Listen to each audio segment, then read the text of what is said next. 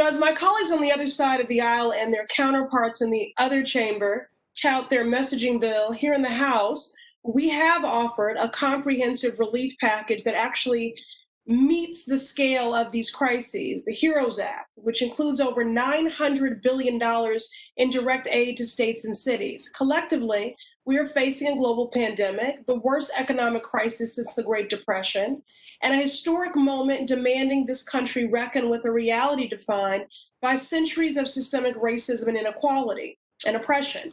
So while this virus itself may not discriminate on the basis of race, every system in the United States, from economic to education to healthcare, certainly does. And for Black women, these disparities are compounded. Today, we face a housing crisis where Black women are twice as likely to be evicted, a public health crisis where we are up to 3 times more likely to die of the coronavirus, and an economic crisis where we are twice as likely to be furloughed and 30% more likely to be out of work.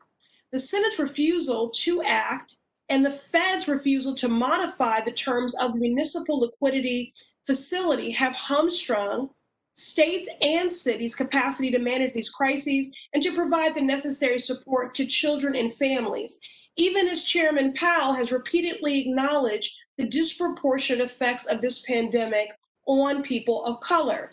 Governor, I'm wondering if you could speak to these racial disparities and how that shows up in your state, in that we see communities of color have disproportionate higher rates of infection, hospitalization, and fatalities. And then I'm also wondering if you could just speak to this historic budget shortfall and what this will mean both for public sector employment, but also what that impact will be on the services that they provide. Well, thank you, Congresswoman.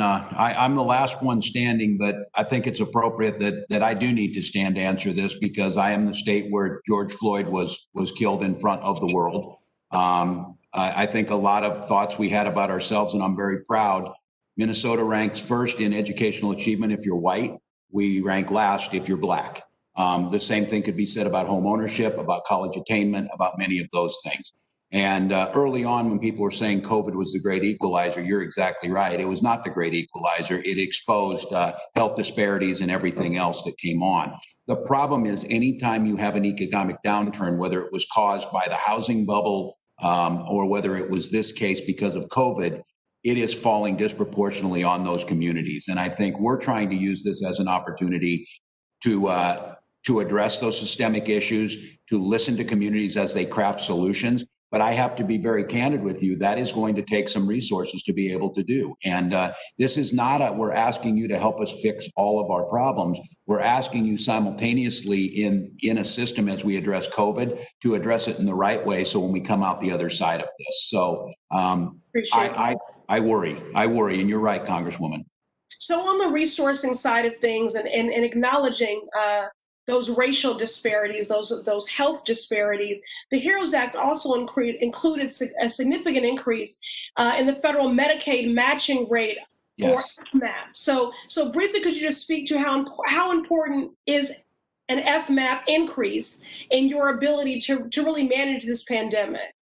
It's huge. I obviously would like to see the HEROES Act, but in negotiating, please don't negotiate away FMAP. If you can leave that in at the 14%, that has a huge impact. And those of you on here who are asking us to be thoughtful and targeted, that targets the most vulnerable communities, those in need, and makes a difference. So that's one that I would ask you, please keep in. Thank you. And then let me just return to another question that I had in there, which is, we've been speaking about the impact on public sector employees with this budget shortfall. Could you also speak to what that impact would be on the services that they provide? Well, it's huge. And I think you heard it on the local level. You're talking about a lot of local entities. It's public safety. And that's a discussion, obviously, in Minnesota and across the country that we're having. How do we reimagine public safety where that's our true outcome and there's respect and equity? But for us, it starts to become a real problem. There are very few places for us to be able to manage that budget, except, as I'll keep coming back to, healthcare and education. And those are fundamental tools to the future. They're fundamental tools to our economic future as a country. And those are what we're worried about. And Well, that's my time. I had an education question, but thank you for being the last one standing there. Appreciate it.